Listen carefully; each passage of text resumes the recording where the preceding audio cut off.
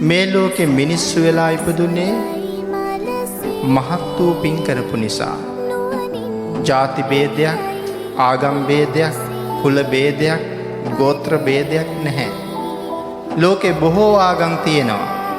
නමුත් අද කුමන ආගමේ වුවත් මිනිසුන් හැටියට ජීවත් වෙන සියලු දෙනාම සංසාරේ දවසක මහා විශාල පින්කමක් කළා. අන්න ඒ පින්කමේ ප්‍රතිඵලයක් හැටියටයි මනුස්ස ජීවිතය ලැබුණේ. මොන පින්කම කරලාද මිනිස් ජීවිතය ලැබෙන්නේ? පින්නතුනි, මේ ලෝකේ උපත තීරණය කරන ප්‍රධානම පින්කම තමයි සීලය.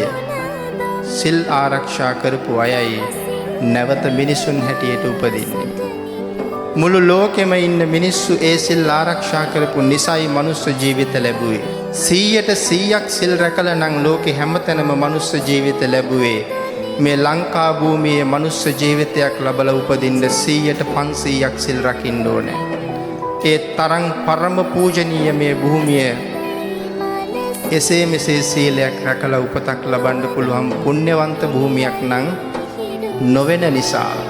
නමුත් ඔබ මා ඒ පරම භාග්‍ය ලබාගත් අය.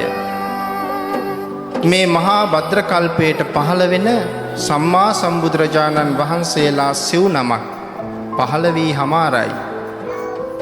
පින්නතුනි, මේ සිව් නමම මේ දිවයිනට වැඩිය එක ඉතාම ආශ්චර්ය කාරණාවක්.